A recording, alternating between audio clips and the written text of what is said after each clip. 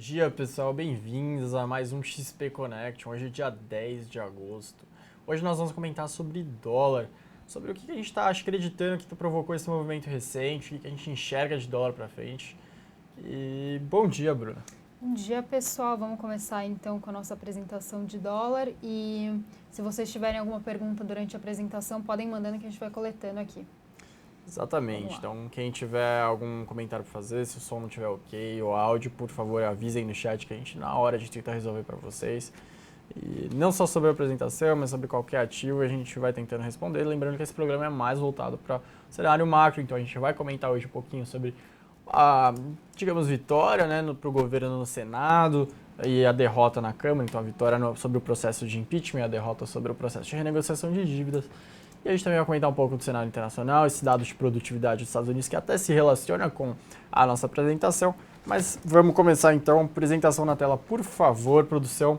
Então a gente traz aqui algo que a gente mostra para vocês, que é a nossa pesquisa. A gente faz essa pesquisa bimestralmente e a nossa pesquisa a gente já tinha mostrado, apontado para vocês que os investidores institucionais estavam acreditando em um dólar menor para os próximos 2 meses. Então lembrando, a gente sempre faz essa pergunta na nossa pesquisa que é: para onde vai o câmbio nos próximos 2 meses? À esquerda a gente tem o gráfico de maio.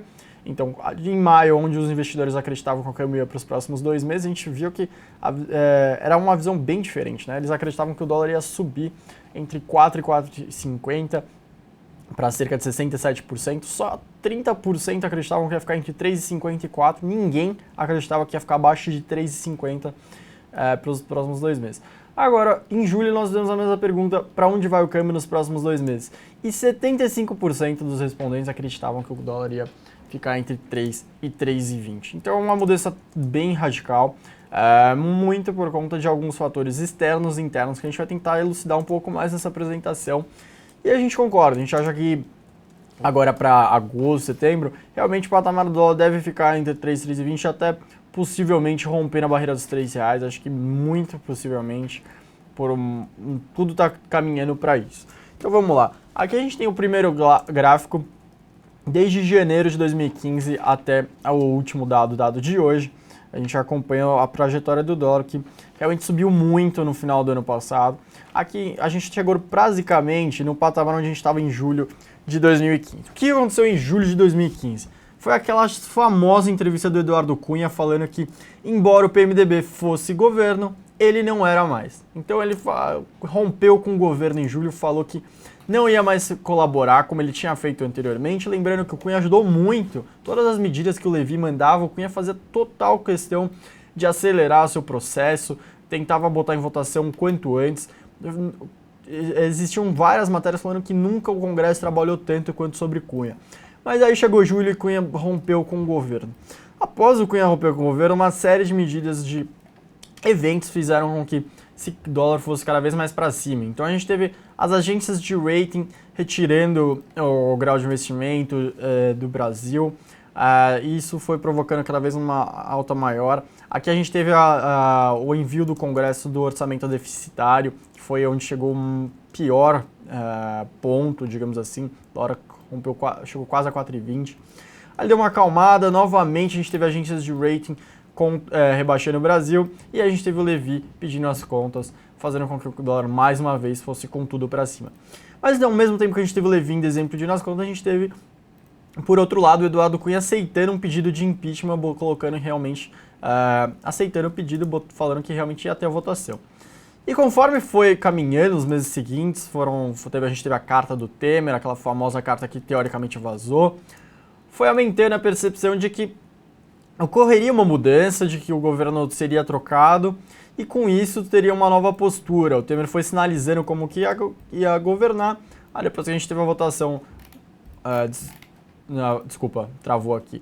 Depois que a gente teve uma votação na Câmara, depois no Senado, e com isso a nova postura do governo vem agradando em muito e junto a diversos fatores externos. No próximo slide a gente vê aqui em roxo... desculpa... Pronto, acho que agora vai melhor. Agora em roxo a gente vê que algo um fato bem claro para vocês acompanharem. A percepção de risco do Brasil está diminuindo bastante e com isso o dólar está indo para baixo junto. Então a gente vê que o CDS, que é esse gráfico em roxo, ele tem uma correlação muito forte com o dólar. Então, conforme o ano passado a gente foi aumentando a percepção de que o Brasil poderia chegar a uma trajetória de dívida insustentável, que não estava fazendo nenhum processo para evitar isso, justamente o contrário, quando o governo falava em reforma da Previdência, os próprios líderes, outros ministros falavam que era impossível, que não queriam de jeito nenhum, a percepção de que o Brasil ia chegar numa dívida insustentável e caminhar para um possível calote aumentava. E conforme ele aumentava, o dólar subia, então o real perdia valor. Agora, o que a gente está vendo em 2016 é justamente o contrário. Esse novo governo, sobre o Michel Temer como presidente, ele justamente, desde o início, se colocou como um governo disposto a fazer um ajuste fiscal duro, com mais consciência de que está disposto a fazer todas essas reformas necessárias. E ao mesmo tempo que ele fala isso, todos os membros do governo apoiam. O novo presidente da Câmara, Rodrigo Maia, é uma outra percepção, é um outro exemplo de como o cenário em todo mudou caminhando para isso, para uma responsabilidade fiscal maior, tem um risco do país, aquele risco de calote, a gente não ouve mais tanto essa discussão, embora a gente ressalte que as medidas ainda estão longe de ser debatidas.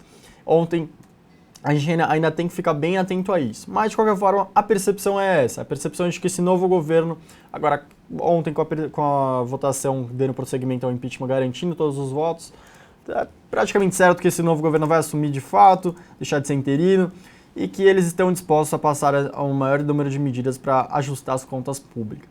Isso tem efeito sim no dólar, isso está levando o dólar para baixo. A gente tinha comentado várias vezes que quando o dólar estava explodindo, muito por conta disso era do ajuste fiscal, porque chega um ponto em que o Banco Central ele perde um pouco sua eficácia, ele não sua arma, né? Não tem mais como evitar o aumento de inflação, ele fica muito dependente da parte fiscal, e tudo no contexto fiscal melhor ajuda todas as outras partes da economia. O maior problema da economia brasileira, a gente repete há anos, que é a parte fiscal, e agora o simples fato de a gente estar corrigindo a parte fiscal está levando todos os preços para baixo. Do outro lado, a gente tem a parte externa, que também está colaborando bastante para isso. A gente tem aproximadamente um quarto dos estoques de títulos públicos mundiais pagando cerca de juros nominais negativos. Então, a procura por ativos de economias emergentes está aumentando bastante. E a economia brasileira ela ainda está se destacando, porque ela tem uma taxa de juros ainda muito forte, né, muito alta, e basicamente caminhando agora revertendo, né, indo para a direção correta, comparando com o governo que estava anteriormente sob a tutela da Dilma. Aqui a gente tem a taxa de juros de 10 anos de uma série de economias grandes, como a Suíça em cinza, o Japão em azul escuro, Reino Unido em vermelho, Estados Unidos em amarelo e a Alemanha em laranja. E a gente vê que de 95 para 2016, então em 20 anos, as taxas de juros que eram bem competitivas, elas chegaram agora a patamares cada vez mais baixos, as taxas de juros indo para o campo negativo, e isso tende a prosseguir. A gente tem visto depois do Brexit que os bancos centrais dessas regiões, eles aceleraram ainda a possibilidade de cortar juros, de aumentar pacote de estímulos, principalmente no Japão e no Reino Unido, que já tomaram esse primeiro passo. O Banco Central da Europeu, que contempla também a Alemanha, ele já sinalizou que deve prorrogar seu pacote, e os Estados Unidos, que justamente estava na direção contrária, o Fed já sinaliza que dificilmente vai subir juros em breve. Acho que depois do resultado ontem da produtividade, o mercado está cada vez mais claro que está questionando até quando que os Estados Unidos podem voltar, se vão voltar no ano que vem a subir juros. E curioso justamente o Reino Unido, que começou o ano de 2016 falando em subir juros, mas com o Brexit mudou totalmente a mão. Aqui na direita a gente tem um estoque de títulos públicos mundiais em trilhões de dólares, e a gente vê que de 2014 para 2016 o estoque de juros negativos, esse azul escuro, não para de crescer, e justamente isso deve prosseguir. A Bruna tem para comentar dois pontos, né? Tem dois outros pontos aqui que também podem corroborar esse dólar indo mais para baixo aqui agora. Primeiro, o grande interesse de empresas estrangeiras nos ativos locais. Aí a gente pode mencionar o interesse da empresa chinesa State Grid na CPFL. Também tem a venda de ativos da Petrobras, que já movimentou alguns bilhões de dólares e pode movimentar até 14 bi, de acordo com o plano deles. E também tem a privatização das distribuidoras da Eletrobras, né? A gente tem 6 distribuidoras aí para serem privatizadas. Por fim, também tem venda de ativos da CEMIG, que pode vender a participação que ela tem na Light, na Taesa, Gasmig e nas hidrelétricas.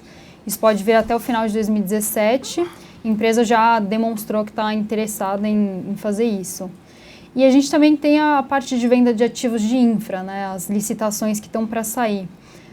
Para esse ano, a gente já prevê aqui, dia 25 de agosto, inclusive, pode ser que saia a licitação de portos, aeroportos e ferrovias, e rodovias ficando para 2017, provavelmente. E também a gente tem uma demanda alta no mercado de dívida corporativa, né? A gente pode ver aí como exemplo a Vale, que anunciou no último dia 3 de agosto a emissão de 1 bilhão em bônus com vencimento em 2026. A demanda foi 3 vezes mais alta do que a oferta, então mais captações podem vir aí. A gente pode ver que a demanda tá boa. Obrigado, Bruno. O último slide que a gente colocou na apresentação é justamente o comparativo entre Brasil e as economias das economias aqui da América Latina, em vermelho, e Brasil em azul. A gente vê que eles sempre andaram colados. Aqui é a moeda dos dois. Andaram bem colados, mas o Brasil descolou muito no ano passado. Acho que por tudo que a gente mostrou na apresentação, todo esse risco, essa percepção de que o Brasil poderia dar um calote, o Brasil perdendo grau de investimento por todas as agências. Então o Brasil descolou, desvalorizou bem mais do que as outras moedas. Então a gente teve realmente, como a gente vê no gráfico, um movimento, não só no Brasil, mas no Latam, de desvalorização das moedas, então ele subindo, mas o Brasil foi bem além do normal. Agora, a gente está vendo um movimento um pouco de valorização tanto no Brasil quanto na Latam, mas o Brasil agora vai um movimento mais forte. E a gente tende a acreditar que isso ainda deve prosseguir justamente por esse descolamento que teve no último ano. Então a gente pode olhar no gráfico aqui que o Brasil realmente foi uma das moedas que mais se valorizaram. O real foi uma das moedas que mais se valorizaram recentemente, comparando com o Latam também. E a gente acredita que isso deve prosseguir. Como a gente mostrou no gráfico do CDS, essa ainda recuou mais, acho que todo mundo estava conseguindo ver agora, e o Brasil ainda tem, a moeda ainda deve recuar um pouco mais, existe aquela barreira dos 3. Pode tirar agora da tela.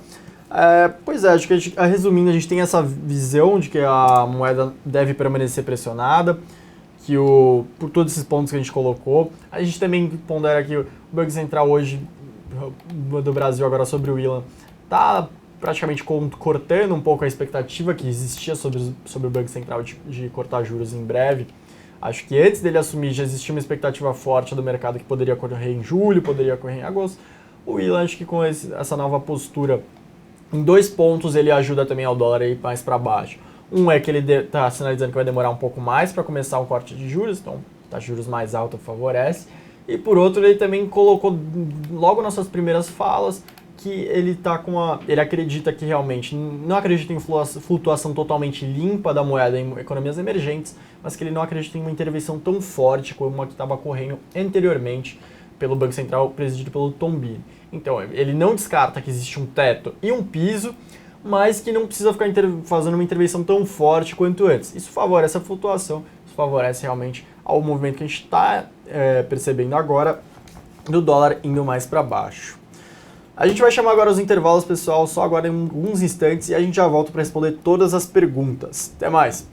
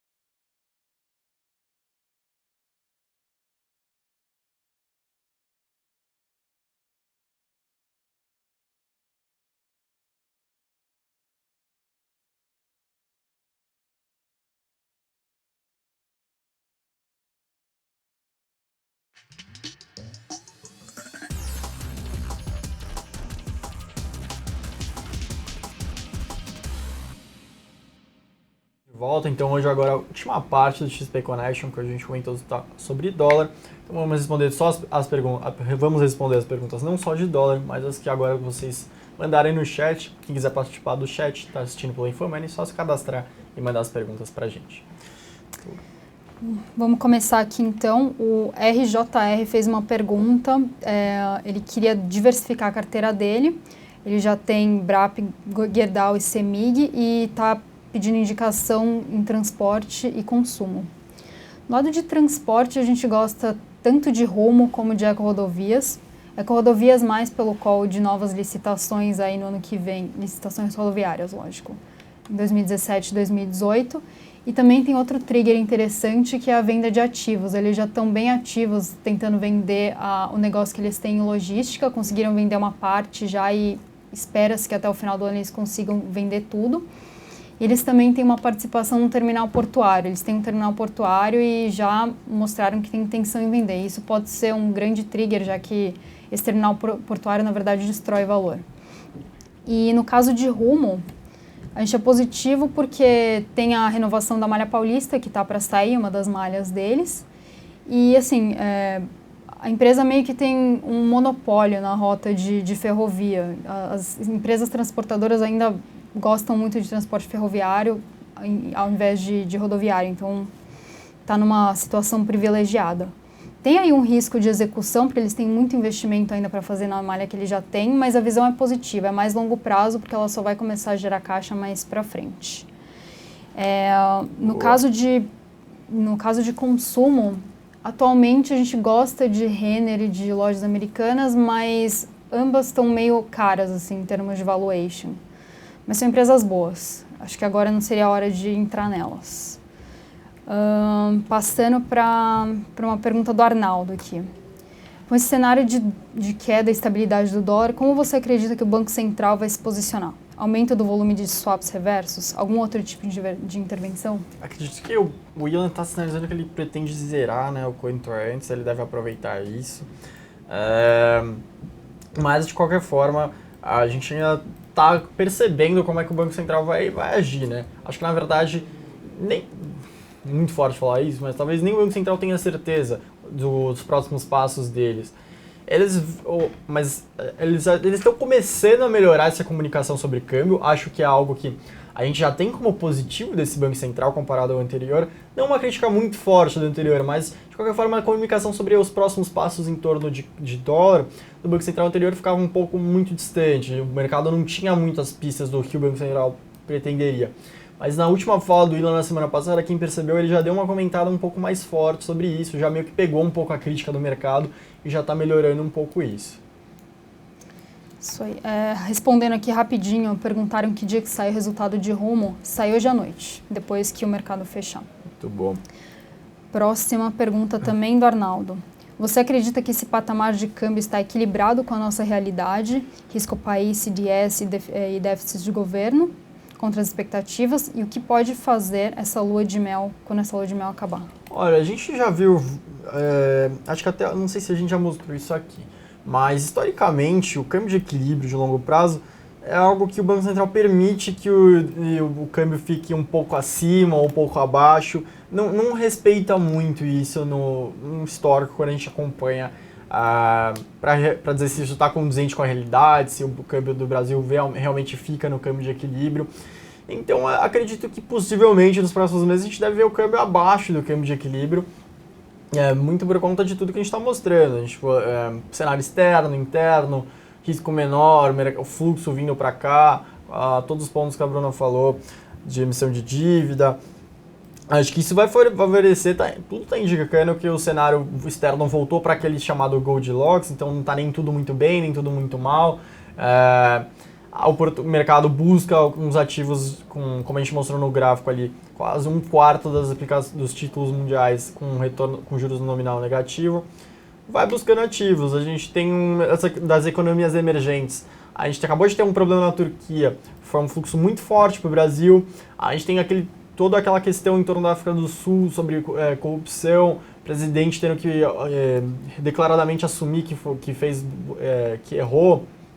Isso está favorecendo o Brasil um pouco, muito, digamos assim. e deve continuar esse fluxo para cá. Mas acho que é muito isso. Se a gente olhasse historicamente, não respeita muito o câmbio de equilíbrio no longo prazo. O que mais temos de perguntas? Temos aqui, o SMP perguntou se a gente acredita em início de corte de Selic em outubro de 2016. Pois é, SMP. Essa foi uma postura que a gente... algo que a gente acreditava, que a gente repetiu bastante no primeiro semestre, né? A nossa visão é que a narrativa do Banco Central seria a seguinte: troca de governo, o Banco Central assume, a primeira reunião seria em julho, a segunda reunião seria em agosto, seriam 2 reuniões, mas para entrar no governo, né? Até não seria muito precipitado acreditar em corte de juros antes. Algo que a gente repetiu bastante no primeiro semestre, antes do impeachment realmente ser consolidado, antes do Willan ser anunciado. Antes, mesmo a gente saber o nome do Willan, a gente falava que a narrativa do Banco Central dificilmente favoreceria a um corte de juros já em julho ou em agosto, porque seriam primeiros passos de um novo Banco Central. Não porque a gente acha que, ao que a gente já escutou, que o Banco Central precisaria construir a sua credibilidade. Poxa, não por isso. Acho que isso é exagero falar. Mas, de qualquer forma, a gente acreditava que a narrativa favoreceria a mais cortes pequenos, cortes no final do ano. Então, 2 cortes de 0,25 em outubro e um na última reunião, para mostrar que realmente o Banco Central novo está disposto a levar a inflação para o centro da meta o quanto antes. Então, seria o contrário do Tombini, que o Tombini aumentava juros falando que não gostaria, por conta que por todos os efeitos negativos que teria na atividade, mas que a inflação estava descontrolada. Agora seria o contrário. Então, o Banco Central cortaria juros, mas falaria que não gostaria, que não teria certeza se continuaria cortando, porque a inflação segue num patamar elevado, mas que precisa ajudar, mas que tem noção das consequências negativas da atividade com a taxa de juros tão elevada. Então, a gente acreditava, eu ainda acho que existe essa possibilidade bem nessa linha, SMP. Vamos para a próxima. Então, o Bicudo perguntou se com dólar a 3 já é hora de encher a mão de empresa de celulose. Bom, acho que só o dólar não é suficiente, na verdade, né? Primeiro que você tem uma perspectiva de dólar para cima, na verdade, mais para frente, porque a maioria exporta bastante, e isso, óbvio, que beneficia muito mais as que exportam do que as que estão mais expostas ao mercado interno. E também tem outras variáveis que a gente tem que manter no radar, né? Como demanda interna, que não tá necessariamente boa agora, e também demanda externa, dependendo de onde a empresa exporta. Então, acho que não é só o dólar que tem que ficar de olho para investir em empresa de celulose. Tem, óbvio, que também monitorar o preço da commodity. Acho que... Boa, Bruna. Também perguntaram aqui sobre o que a gente achou do Senado e da Câmara. Bom, a gente achou que realmente a sinalização do Senado é que está praticamente certo, o impeachment, algo bem ponderável para levar para que o governo para que o Temer não assuma realmente até 2018. Acho que algo muito inesperado teria que acontecer até a votação final. Tudo está caminhando para que realmente a Dilma seja afastada definitivamente. A votação foi bem expressiva, foi maior do que a anterior. Alguns senadores que não tinham votado dessa vez votaram. Mas, por outro lado, a gente ficou um pouco preocupado com a votação na Câmara da renegociação de dívidas, porque o governo teve que ceder. E é uma medida ainda que não é tão delicada, a renegociação de dívidas. É algo que estava sendo debatido pelo Nelson Barbosa e, no final, a proposta do Nelson Barbosa era melhor do que a que foi realmente aprovada pela Câmara. Isso a gente levantou um pouco o sinal amarelo, porque daqui a pouco a gente vai ter que votar a PEC dos gastos, a gente vai ter que votar a reforma da Previdência. E como que vai ser? Será que o governo vai realmente ter que ficar cedendo, flexibilizando, a palavra que está na moda, desidratando muitas medidas? Se isso acontecer, aquele risco país que a gente mostrou aqui na apresentação, ele volta a subir um pouco, ele volta a subir, porque a percepção de que a gente está controlando a nossa trajetória de dívida PIB no longo prazo volta a se deteriorar. Esse é o ponto que a gente ficou um pouco inseguros quanto à votação de ontem, que era uma votação muito simples, que o governo teve que ceder muito.